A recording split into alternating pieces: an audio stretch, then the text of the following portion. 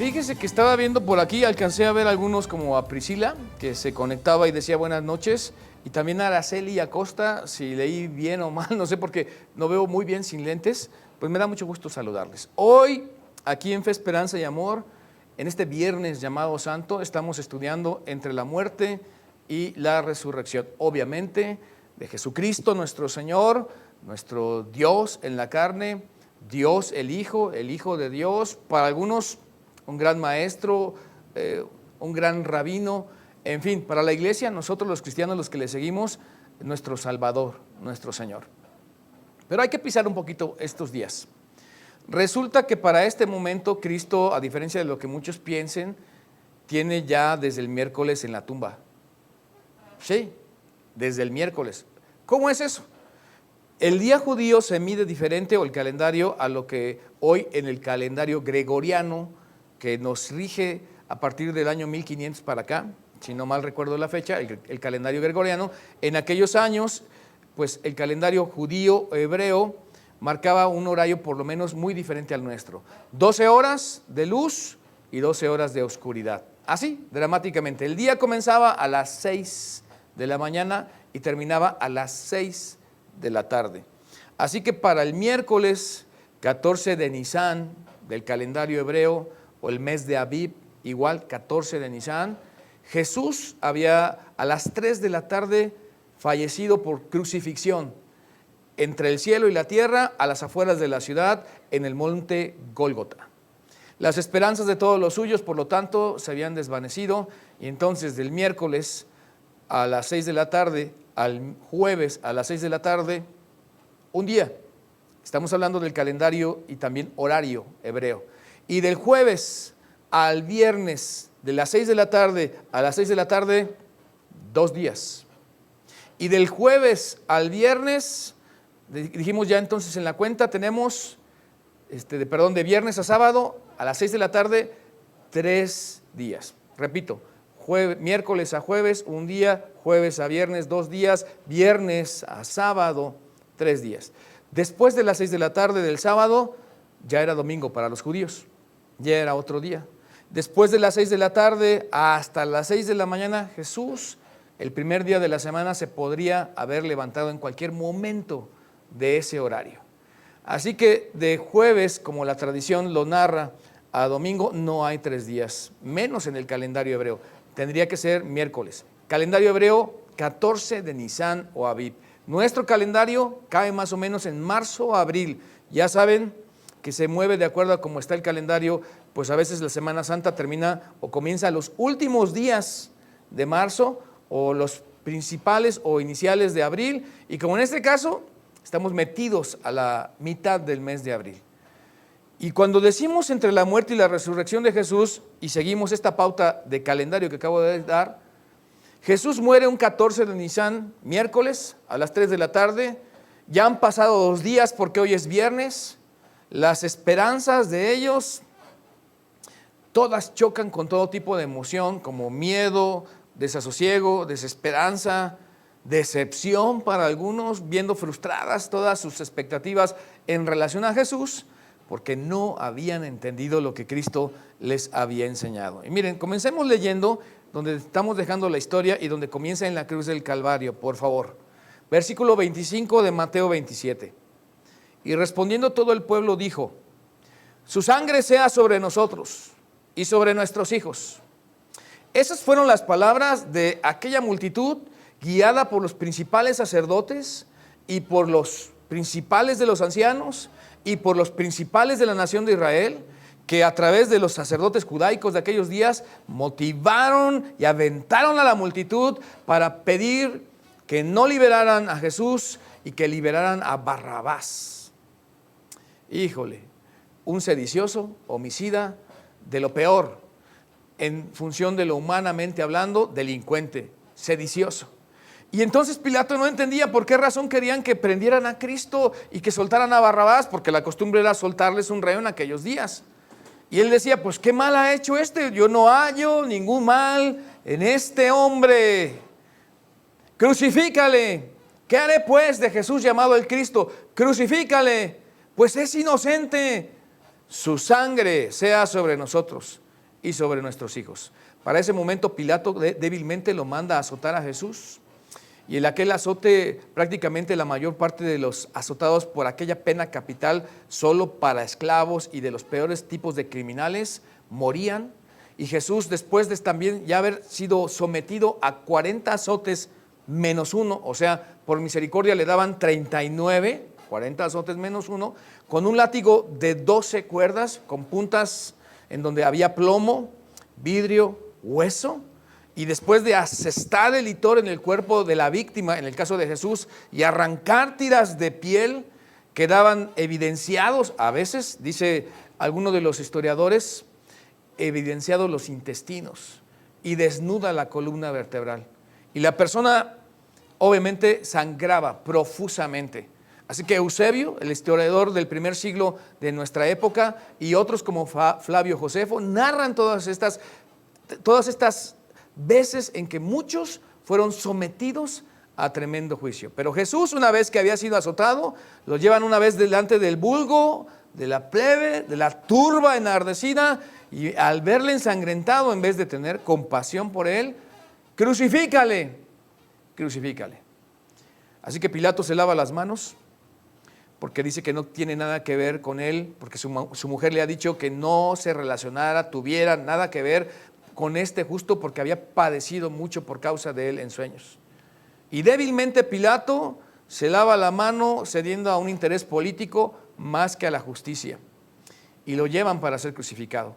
En un proceso de los crucificados que podría durar días, semanas y en algunos casos hasta meses, para sorpresa de muchos. Pero a Jesús le están propinando dos penas capitales, una el azote y otra es la crucifixión.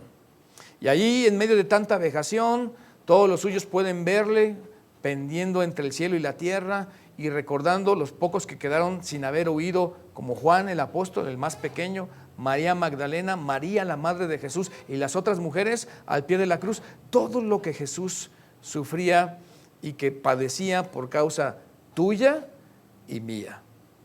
Yo pensaría que en estos días sería para recogerse y pensar de una manera espiritual sobre esto, pero prueba de que la gente se está divorciando, por lo menos de la religión, que no quieren saber nada de viacrucis, de representaciones, de nada que tenga que ver con iglesia, de hacer un momento de pausa en su vida para espiritualmente considerar a Jesús y su mensaje, que es más que milagros y más que sufrir, salvación y vida eterna y perdón de pecados en su nombre. La gente no quiere saber eso. Hace ratito les decía, increíblemente, parece trivial lo que les voy a decir, pero así fue. Beneficio para mí, así fue. Ya no teníamos agua embotellada en su casa hoy, y el servicio de agua embotellada llegó a mi casa, como cada viernes, como si fuera cualquier viernes, como si no se tratara del viernes que la gente llama en religión santo. Yo tuve mi agua, pero ¿qué quiero decir con todo esto? Que la vida sigue, que la gente ya no contempla a Jesús, que no recuerdan de su sacrificio en la cruz del Calvario, que no hay un momento de recogimiento espiritual, que nosotros estamos como si nada hubiera pasado, como que se están enfriando las cosas ya después de 2000 años, y que eso mismo, el enfriamiento de la gente, anuncia que Jesús está próximo a regresar.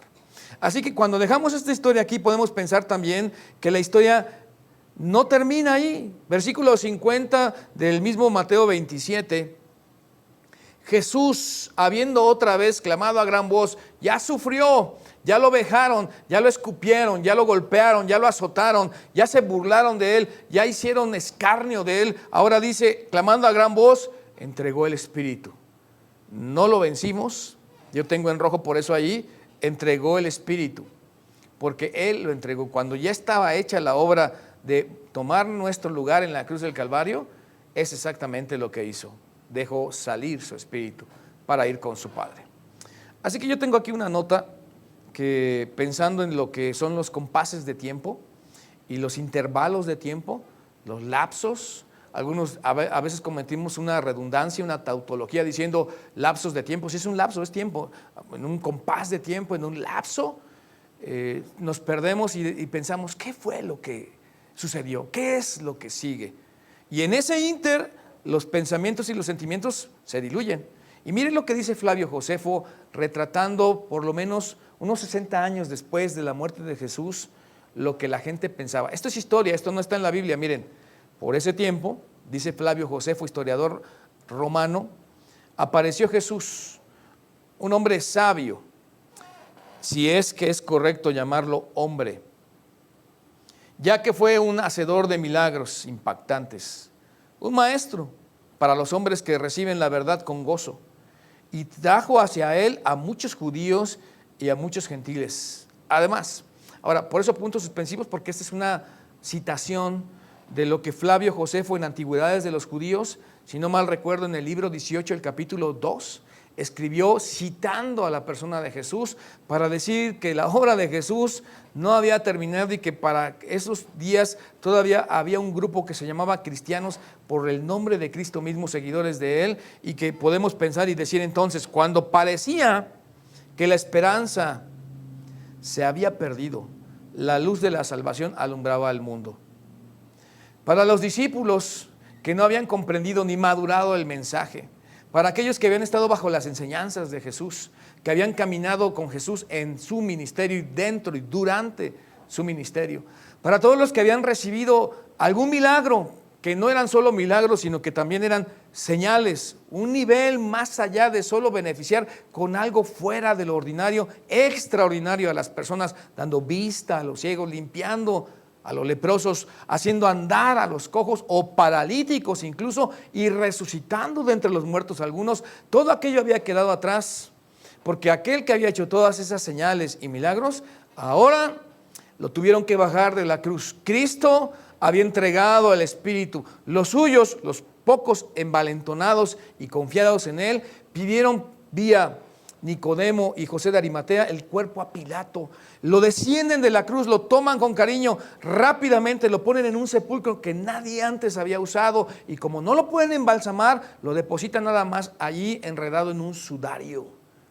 y ruedan la piedra, literalmente una piedra de 1,5 toneladas pendiente hacia abajo, ruedan la piedra y sellan el sepulcro, y con él sellan todas sus esperanzas. Y es aquí cuando podemos notar que la fe de los suyos no estaba en el tono, como los que hoy reparten agua, como los que hoy van al trabajo, como los que hoy en un viernes semejante están ocupados, perdónenme y discúlpenme, ¿no? Porque así lo pienso yo, en una alberca chacoteando y no sé, haciendo una carne asada, que antes pensar en comer carne, digo, no estoy a favor ni en contra del asunto, era impensable en estos días. Yo solo lo digo porque cuando parecía que la esperanza se había perdido, la luz de la salvación alumbraba el mundo, porque espiritualmente Dios sigue trabajando, pero nosotros estamos entregados a lo nuestro. Y eso ha debilitado la fe de muchos, la propia y la extraña, y por eso muchos hoy no creen. Y aquellos discípulos endebles y frágiles se habían regresado, y como Pedro, algunos habían exclamado: me voy a pescar. O sea, regreso a lo mismo, a lo que solía hacer antes de que Jesús me llamara. Pero revisemos entonces cómo reaccionaron los enemigos de Jesús, porque estamos pensando entre la muerte y la resurrección. ¿Y qué pensaron los enemigos de Jesús? Bueno, vamos a citar a Mateo 27, el mismo capítulo, pero ahora el versículo 62, y ver cuál era la reacción. Al día siguiente, que es después de la preparación, se reunieron, para eso sí, los principales sacerdotes y los principales fariseos ante Pilato, y tienen una petición que envuelve perfectamente bien el pensamiento de todos ellos, diciendo: Señor, a Pilato le hablan con respeto porque tienen que hacerlo. Nos acordamos, fíjense nada más de lo que se acuerdan, que aquel engañador calificativo que ellos le daban a Jesús dijo, viviendo aún: después de 3 días resucitaré. O sea que estos que no creían en Jesús tenían bien claro que Cristo había anunciado que iba a padecer mucho, que iba a ser muerto, sepultado, y que al 3er día resucitaría. ¿No es cierto que a veces los nuestros le perdemos la pista a Dios? Y que más bien los que no tienen nada que ver con Dios, como Jetro, el suegro de Moisés, le pueden decir mejor a los que seguimos a Jesús cómo deberíamos comportarnos, qué es lo que deberíamos hacer, qué noticias tendríamos que tener atención de lo que Dios nos ha dicho, porque para nosotros los que seguimos a Jesús se nos hace normal tener bendiciones. Se nos hace normal que Dios nos haya perdonado. Se nos hace normal que haya vida eterna y redención en Cristo Jesús, lo cual no solo no es normal, es milagroso. Pero estos que tienen toda la maldad, que son enemigos de Jesús, dicen que se acuerdan de que Cristo anunció que iba a resucitar. Por eso la petición es esta. A Pilato le dicen en el versículo 64, manda pues que se asegure el sepulcro. O sea, ¿quién manda? ¿Pilato o ellos? Manda pues que se asegure el sepulcro hasta el tercer día. No sea que vengan sus discípulos de noche y lo hurten, o sea que por 3 días necesitamos que tú lo guardes, y después de que lo hurten y digan al pueblo, resucitó de entre los muertos, y será el postrer error peor que el primero. Fíjense nada más que de hecho en algún momento la pesadez los venció. Un ángel del Señor los impactó con su resplandor y cayeron con un sueño profundo, y rodó el ángel en la piedra, pero no para que saliera Jesús resurrecto, sino para que la persona promedio pudiera entrar y constatar que Jesús al tercer día ya no estaba ahí en el sepulcro. No quitó el ángel la piedra para que Jesús saliera, sino para que tú y yo pudiéramos ver en los años de los testigos de la historia que Jesús ya no estaba allí. Y entonces cuando se enteran y vienen y le dicen esto a los que hicieron esta petición a Pilato de poner una guardia a ellos y velar para que no sustrajeran nadie el cuerpo de Jesús, dice, no se preocupen, digan que se quedaron dormidos, y que cuando estaban dormidos vinieron sus débiles, medrosos y miedosos discípulos que han huido, que de repente cobraron fuerzas de la debilidad, vinieron y quitaron una piedra de 1,5 toneladas y la rodaron cuesta arriba, y después ustedes dormidos ni se dieron cuenta de todo lo que hicieron y se llevaron el cuerpo de Jesús. Eso fue lo que hasta el día de hoy se dice entre la gente, que engañosamente intentaron tapar con un dedo el sol de la resurrección de Jesús. Porque es imposible que algo tan esplendoroso y milagroso y majestuoso pudiera ser eclipsado de alguna manera. Bueno, pues los enemigos estaban contentos, querían tomar precauciones, no creían en Jesús, la envidia les coronaba, seguían en su empecinada forma de decidir llevarle la contra a Dios, porque no estaban con Dios. Esos los enemigos de Jesús. Pero por el otro lado, entre la resurrección, la muerte y la resurrección, los discípulos de Jesús. ¿Cómo se comportaron los discípulos de Jesús? Miren, Mateo 28, versículo 1, pasado el día de reposo al amanecer del primer día de la semana, vinieron María Magdalena y la otra María a ver el sepulcro. Y lo que encontraron es que solamente en su mente, en su mente es ver el sepulcro. Su mente es esta. Ellas están pensando ver la piedra puesta. Ellas no saben de la guardia que han puesto los principales enemigos de Jesús. Ellas ni idea tienen de que está removida la piedra, ni idea tienen de que hay un ángel para anunciarles que no está ahí, ni idea tienen, porque no quieren ver que Jesús ya se ha levantado de entre los muertos como prometió hacerlo. ¿Y por qué está así? Porque han decidido ser ciegos, por lo menos hasta este momento. Aún los suyos han decidido ser ciegos. Y yo quisiera preguntarles a los que estamos aquí y los que se están conectando también, ¿hay un área en la vida en la que tú has decidido ser ciego? ¿O no ver lo que se ve? ¿O no escuchar lo que se escucha? ¿O no hacer lo que sabes que tienes que hacer? ¿O justificarte con las desobligaciones de otros, las groserías de otros, o tus propias interpretaciones para no hacer lo que tienes que hacer y recordar siempre las palabras de Dios? Yo tengo que ser honesto contigo y con todos los que estamos aquí. Yo he estado ahí. Yo me he enojado con Dios por culpa de otros. Yo me he desanimado de Dios por culpa de otros. Yo he olvidado cosas de Dios por culpa mía incluso y de otros. Pero eso no vale, porque las promesas de Dios son fieles, son eternas y son seguras. Y cuando Dios dice, Él cumplirá.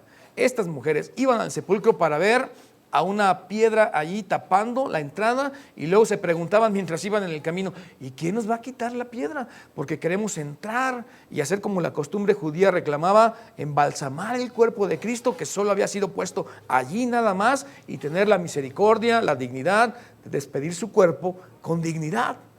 Pero ya no está allí. Dice el versículo 9 ahora de Marcos 16, habiendo pues resucitado Jesús por la mañana, el primer día de la semana apareció primeramente a María Magdalena, de quien había echado 7 demonios. Y yendo ella, dice el versículo 10, lo hizo saber a los que habían estado con él, que estaban tristes y llorando.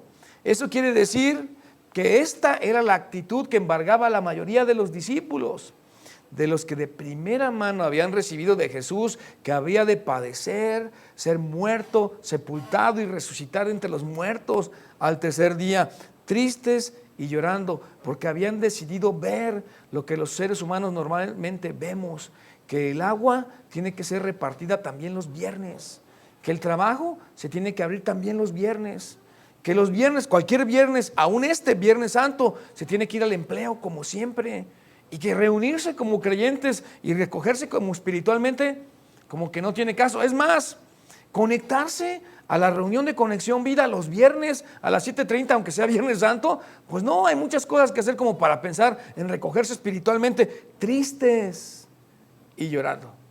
De verdad que sin ánimo de más, yo veo y encuentro esa similitud de alguien que ha perdido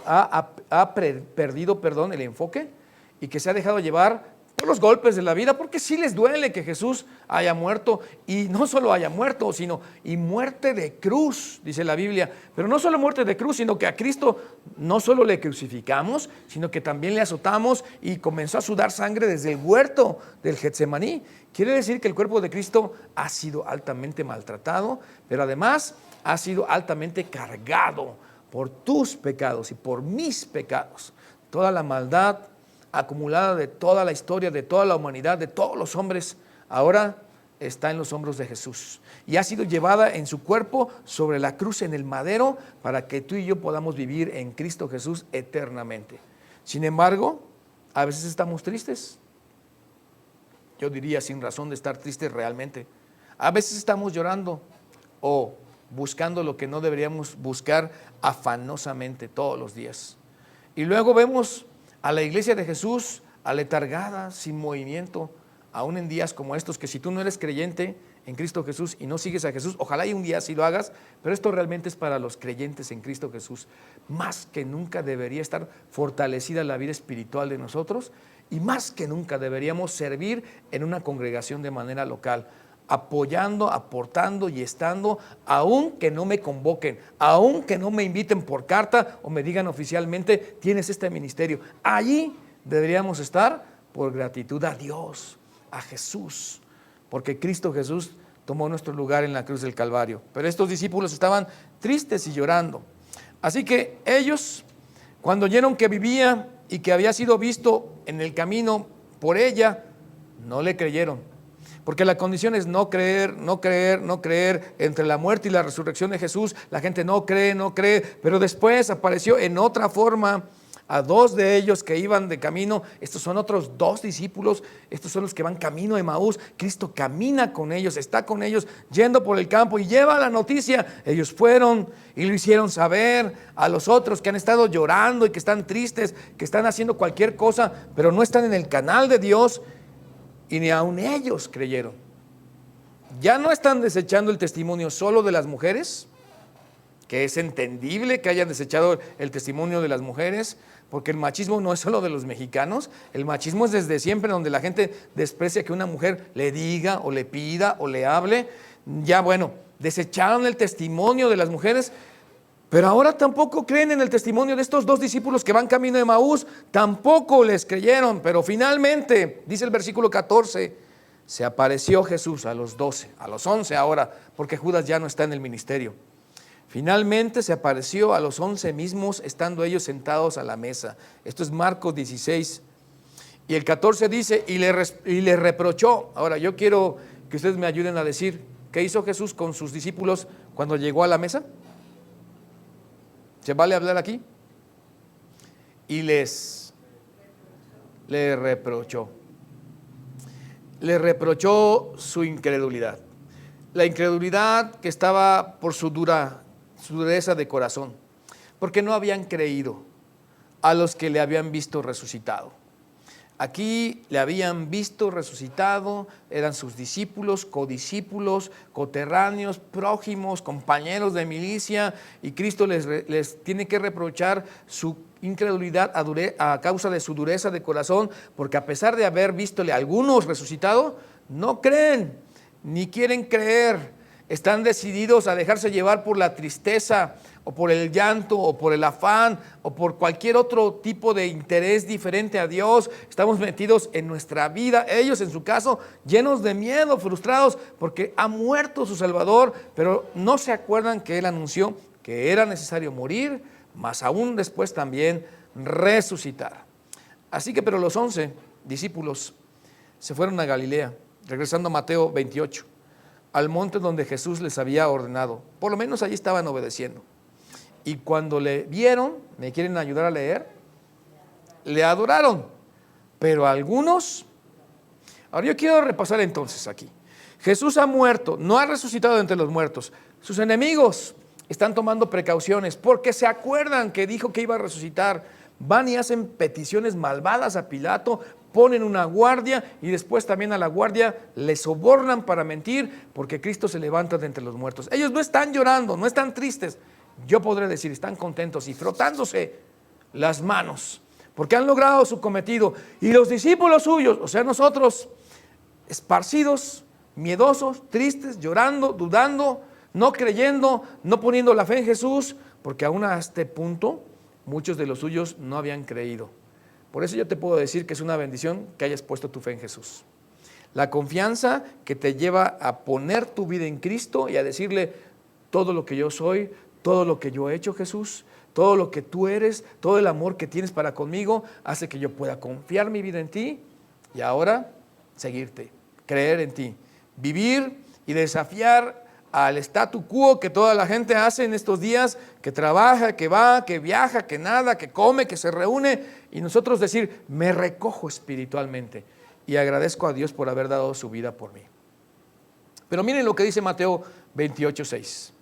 El mensaje del ángel no está aquí, así les dijo a las mujeres, pues ha resucitado como dijo, venid, ved del lugar donde fue puesto el Señor. Y entonces el ángel las deja pasar para que puedan ver con sus propios ojos que no está allí. Y entonces ellas, ayúdenme a leerlo con júbilo si se puede, saliendo del sepulcro con temor, combinación y gran gozo, fueron corriendo a dar las nuevas a sus discípulos. Miren aquí el contraste. Estas mujeres se están sacudiendo la tristeza, el llanto, van a ver y buscar el cuerpo de Cristo, no está, porque ha resucitado entre los muertos. Enfrentan a una multitud de incrédulos, incluidos los discípulos de Jesús, y entonces temor, porque las pueden matar, temor, porque es maravilloso lo que están escuchando, temor, porque han visto a un ángel. Imagínense ver la majestad, la gloria de un ángel, y luego ser la condición de mujer e ir y enfrentar a unos discípulos que no les van a creer y tener el peligro de trasladarse, pero ahora el temor hecho a un lado, gran gozo.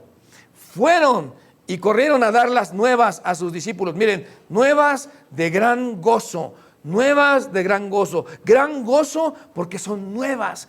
Hay vida eterna en Cristo Jesús, porque si Cristo se levantó de entre los muertos, eso es el sello sobre lo que todo Cristo reclamó y dijo ser el Hijo de Dios, el Salvador del mundo. Y por lo tanto, de aquí en adelante, bienaventurados todos los que duermen en Cristo Jesús. Yo quiero terminar con esta citación de Flavio Josefo. La primera cita de sus libros, donde las dos únicas citas que da de Jesús históricamente hablando son estas. Y aquí ya estamos hablando de 30 años 60 años después de que Jesús ha ascendido al cielo. Porque Él, hablando de Jesús, se les apareció al tercer día de nuevo vivo. Los profetas habían anunciado este y 1000 otros hechos maravillosos acerca de Él. Y hasta este mismo día, dice Flavio Josefo, la tribu de los cristianos, llamados así a causa de Él, no ha desaparecido. ¿Y saben que esta cita de Flavio Josefo sigue siendo vigente? Porque hasta el día de hoy, la tribu de los que seguimos a Jesús, de los que no sé qué denominación cristiana tengas, que tu fe está en Cristo Jesús, seguimos. Porque ahora bienaventurados los que sin ver creyeron, porque Cristo se levantó de entre los muertos. Cuando parecía que la esperanza se había perdido, la luz de la salvación alumbraba al mundo. El compás de tiempo de Jesús allí en la tumba su cuerpo, bajó a las partes más profundas de la tierra. Dice la Biblia en Efesios el capítulo 4, descendió a las partes más profundas de la tierra para proclamar su victoria sobre todos los que estaban ahí y decirles algo así: sepan que hoy he entregado mi vida, diría Cristo, por todos los pecadores de todo el mundo, de todo el tiempo.